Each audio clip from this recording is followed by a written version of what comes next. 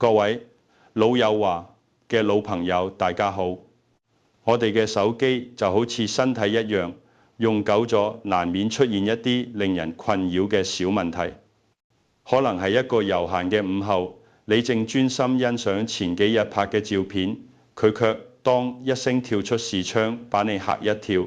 亦可能係喺外邊同老朋友講電話，音量開到最大，定係聽唔清楚對方喺度講乜嘢，甚至有時候夜晚瞓前習慣將手機插上充電，隔日醒嚟卻覺得手機好似變咗個人，不但反應慢半拍，電力亦都變得特別唔耐用。呢啲狀況其實都係我哋呢位最忠實嘅數位夥伴喺度向我哋發出求救信號。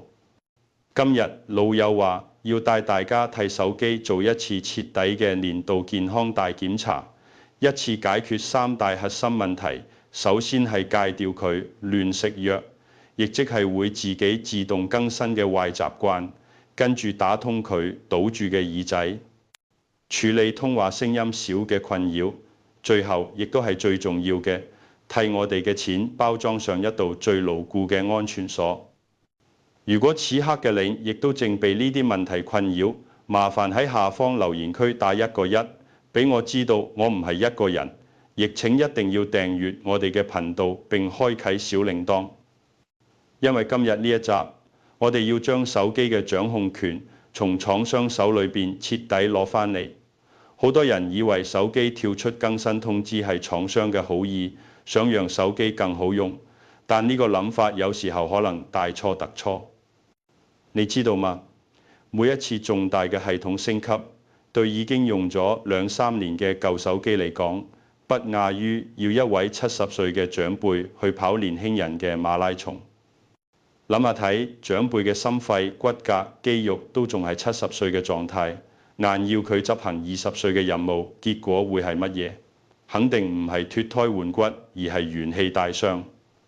呢個就係點解好多朋友嘅手機更新前跑得仲算順，一更新完就好似得咗重感冒一樣，病喊咁。首先，新系統就好似一個華麗但係臃腫嘅背包，會佔用大量寶貴嘅儲存空間，好比喺長輩背上多加咗幾十公斤行李，走路當然會變慢，會氣喘如虞。呢個正係手機變卡頓嘅根本原因。再嚟，新系統增加咗好多一輩子可能用唔到嘅功能，會喺背景默默運作，就好似無數個隱形小偷，不斷偷走你嘅電池電量，造成我哋俗稱嘅電池慢性失血。更可怕嘅係，有啲更新甚至會同手機裏邊原本運作良好嘅硬體，好似相機、聽筒、麥克風，產生衝突，好比身體換咗一個新大腦，卻指揮不動原來嘅手腳。於是各種奇奇怪怪嘅狀況就冒出嚟，影相當機，對方聽唔到聲音等等。咁難道我哋只能眼盲盲睇住用2-3年嘅手機，被一次又一次嘅更新拖垮，最後花大錢換新嘅，任由廠商擺佈嗎？當然唔係。其實工程師喺系統裏邊悄悄藏咗一個總開關，一條可以永久關閉自動更新嘅秘密通道，只係佢藏得好深，90%嘅人唔知道。今日我就帶大家將佢揾出嚟。無論你用嘅係 Android 定係蘋果 iPhone， 我哋花幾分鐘做一次設定，從此以後手機要唔要升級，幾時升級，完全由你說了算。動手之前，先建立一個好重要嘅觀念，系統更新其實分2種，性質完全不同。第一種叫小補丁，好比屋企窗戶玻璃有細小裂縫，廠商寄嚟一塊透明膠帶俾我哋貼上防漏風。呢類更新版本號通常係最後面嘅數字在變，例如 15.0.1、15.0.2， 檔案好細，主要修補新發現嘅安全漏洞或1-2個小毛病。呢種小補丁對硬體幾乎冇負擔，仲能夠讓個資更安全。只要你嘅手機使用未滿1年，我通常建議更新。第二種叫大翻修，就好似住咗好幾年嘅房子，廠商話而家流行新風格，要免費將格局、管線、外觀通通打掉重做。聽起嚟好正，但係地基同梁柱仍然係舊規格，硬套新設計，房子好可能承受唔住。呢種更新嘅版本號係前面嘅大數字在變，例如 Android 15、16或 iOS 16、17，檔案龐大，對處理器、記憶體、電池要求都大幅提升。對使用超過2年嘅舊手機進行呢種大翻修，往往弊大於利。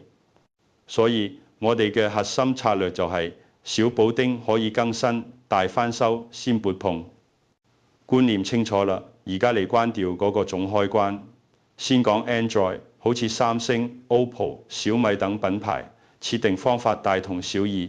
我哋以最多人用嘅三星為例。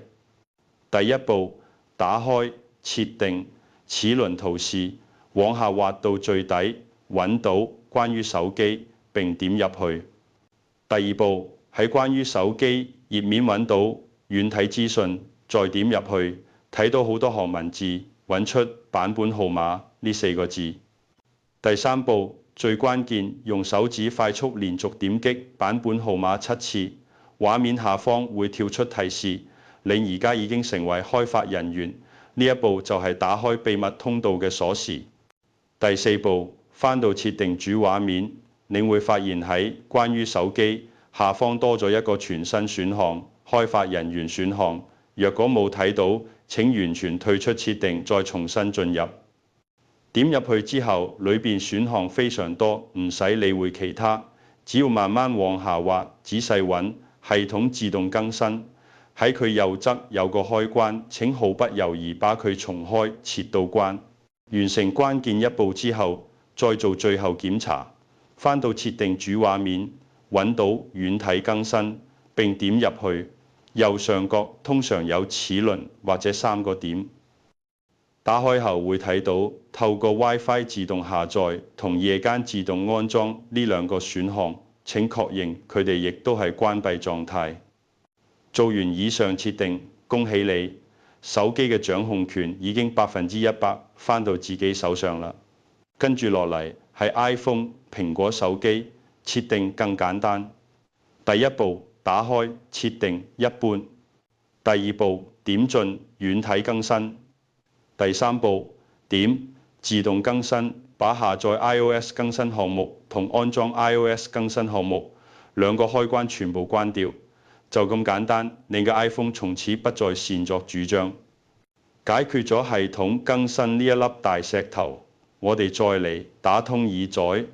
好多長輩朋友常問，講電話聲音點越嚟越細？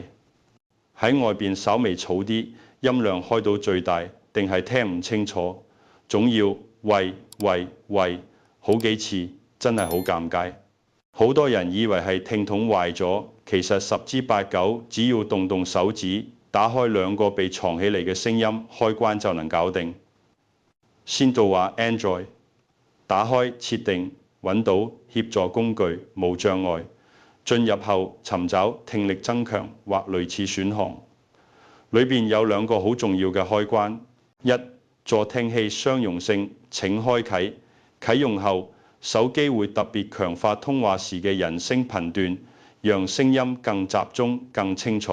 二單聲道音訊亦請開啟。一般手機嘅聲音分為左聲道與右聲道，開啟單聲道後，佢會把2條聲音合併成一條更寬嘅合流，再從聽筒送出，聽起嚟自然更飽滿，更有存在感。此外，別忘咗檢查聽筒嗰個細長嘅小孔係咪被灰塵、棉絮堵住，可以用唔用嘅軟毛牙刷輕輕刷一刷，千祈唔好用牙籤或者針去戳。iPhone 嘅朋友，打開設定輔助使用，往下揾到音訊與視覺，同樣把單聲道音訊開啟。下方仲有一個好棒嘅功能叫電話降噪，建議務必打開好似濾波器一樣，幫你過濾環境噪音，讓對方人聲更突顯。然後返到輔助使用頁面，揾到助聽裝置，把助聽器相容性亦開啟。做完呢啲設定，再加上聽筒清潔，你會發現講電話又變返一種享受。最後，亦都係最重要嘅，替錢包上鎖。我之所以特別重視，係因為一位老鄰居上次仲喺樓下公園一齊落棋嘅黃伯伯，前陣子就中招啦。手機唔知幾時被植入惡意軟體，銀行寄嚟嘅簡訊驗證碼被偷攔截，戶頭嘅辛苦錢一夜之間不翼而飛。雖然最後報警追返一部分，但過程真把老人家嚇出一身冷汗。因此，綁定咗銀行卡或者信用卡嘅朋友，務必跟住做以下安全檢查。Android 打開接收簡訊嘅嗰個 App， 喺設定裏邊揾到垃圾信息阻擋或詐騙防護之類嘅功能，務必啟用。而家好多手機仲有更進階嘅驗證碼智慧保護，如果睇得到，亦都一定要打開，能防止可疑 App 喺背景偷看你嘅驗證碼。iPhone 到設定信息未知與垃圾信息，把過濾未知嘅寄件人開啟，能擋掉多數詐騙簡訊。另外，務必養成習慣，定期到設定隱私權與安全性，逐一檢查每個 App 嘅權限。如果發現一個手電筒 App 卻要求讀取聯絡人，咁肯定有問題，立即關掉佢嘅權限。我哋手上嘅呢一支手機唔止係一台機器，更加係我哋喺數位時代連結世界、關心親人嘅橋樑，係我哋睇世界嘅另一雙眼睛。管理好佢嘅系統就好似保養身體，設定好佢嘅安全就好似替家門上牢固嘅鎖。科技本身係中性嘅，應該為我哋服務，真正嘅主導權永遠掌握喺自己手裏。一個小小嘅設定，一個小小嘅習慣，就能夠為生活帶嚟巨大嘅安心與回報。希望今日老友話嘅分享對你有實實在在嘅幫助。如果你覺得學到咗，亦都請把呢一集分享俾身邊每一位你關心嘅家人同朋友，一個簡單嘅分享，也許就能夠替佢哋解決困擾已久嘅問題，甚至避免一次財產損失。老友話，關心你生活嘅每一個面向，我哋下次見。係啦，喺影片最後想拜託大家一件事，除咗今日提到嘅呢三大問題，你手上嘅呢支手機仲有邊啲讓你頭痛，又唔知該問邊個嘅老毛病呢？不管係電力特別快用完，定係照片唔知道點整理，都請喺下方留言話俾我知。我會親自睇每一條留言。最多朋友提到嘅問題，就係我哋下一集影片嘅主題，你嘅煩惱就係老友話努力嘅方向。